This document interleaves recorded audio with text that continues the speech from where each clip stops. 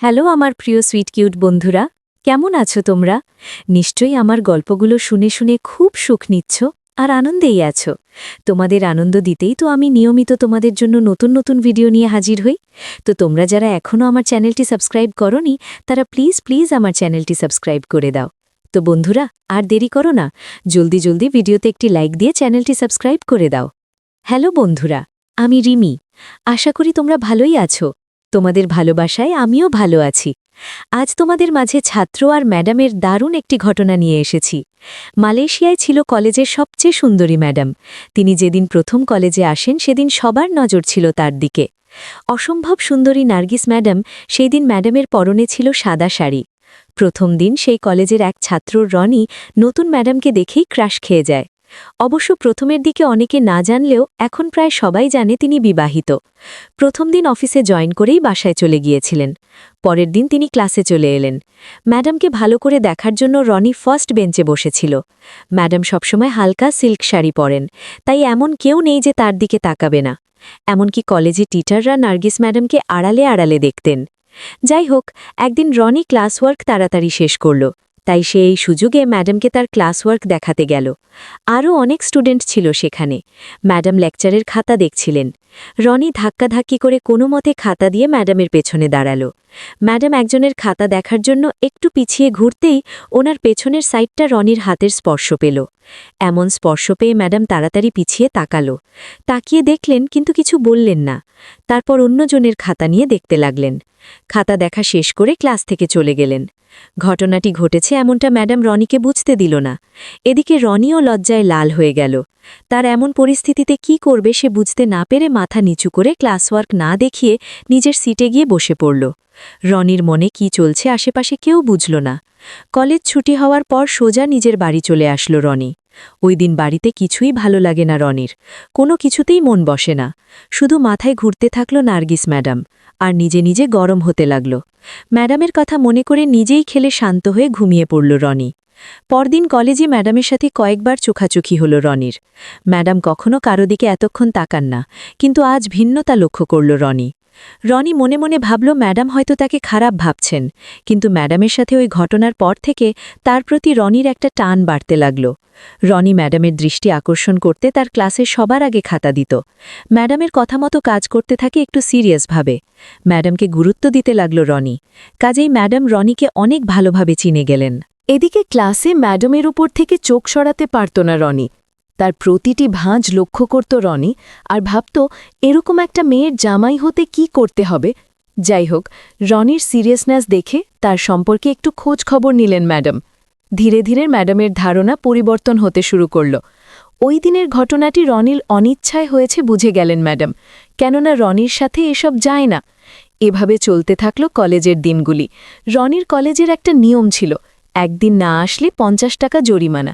রনি পরিবারের সাথে বেড়াতে যাওয়ার কারণে 15 দিন কলেজে আসতে পারেনি, তাই জরিমানা মাফ করার জন্য ম্যাডামের কাছে যাবে। সেদিন ম্যাডাম টিচার্স রুমে একা বসেছিলেন। টিচার্স রুমে ঢুকতেই ম্যাডাম রনিকে বললেন, কি হয়েছে রনি? রনি বলল, ম্যাডাম জরিমানা মাফ করতে হবে। ম্যাডাম রনিকে জিজ্ঞেস করলেন, কত? রনি উত্তর দিল, ম্যাডাম 750 টাকা। ম্যাডাম বললেন, এত হলো কিভাবে? তারপর ম্যাডাম রনির জরিমানাও কমিয়ে দিলেন, আর বললেন, আর কি করতে হবে? রনি ম্যাডামকে ধন্যবাদ জানালো আর বলল, আর কিছু করতে হবে না ম্যাডাম। ম্যাডাম রনিকে জিজ্ঞেস করলেন, কোথায় ছিলে এতদিন? রনি উত্তর দিল, একটু বাইরে বেড়াতে গিয়েছিলাম ম্যাডাম।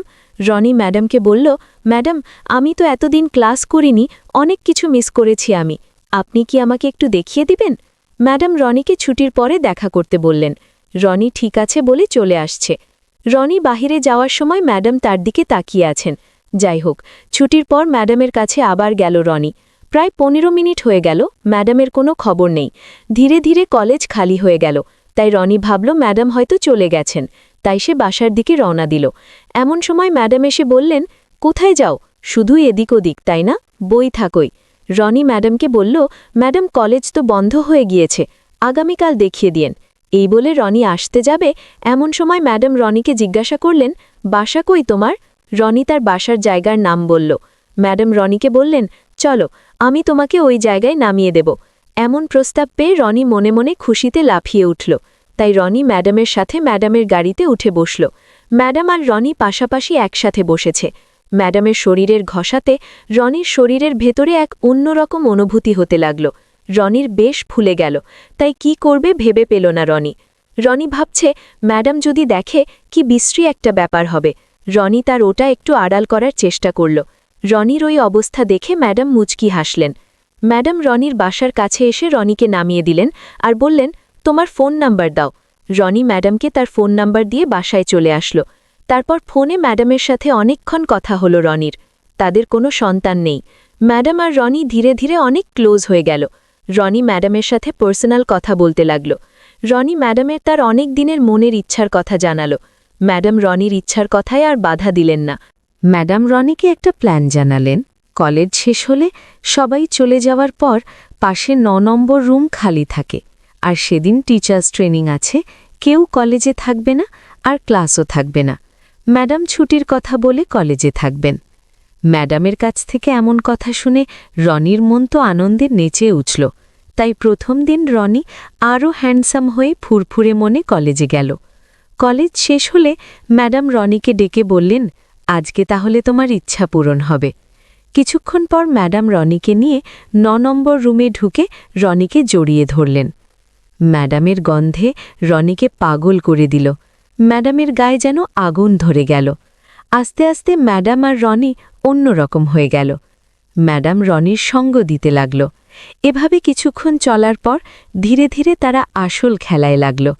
পরম শান্তিতে তারা তাদের খেলা শেষ করল। ম্যাডাম রনিকে বললেন, ওকে, এখন চলো যাই, আগামীকাল এই জায়গায় ছুটির পর আবার আসব। আর এভাবে ম্যাডাম আর রনির সাথে খেলা চলতে থাকে। ম্যাডাম রনির কাছ থেকে যে সুখ পেয়েছেন তা জীবনেও ভুলবেন না। তো বন্ধুরা, আজকের গল্পটি তোমাদের কেমন লাগলো ফেসবুকে মেসেজ করে আমাকে জানিয়ে দিও। আর আমার চ্যানেলের অন্যান্য গল্পগুলোও শুনে এসো। আর অবশ্যই ভিডিওটিকে লাইক দিয়ে চ্যানেলটি সাবস্ক্রাইব করে দিও প্লিজ। তোমরা সবাই অনেক অনেক ভালো থেকো। আর নিয়মিত আমার গল্পগুলো শুনবে কিন্তু। আমি নিয়মিত তোমাদের জন্য মজার মজার গল্প নিয়ে আসব। বাই।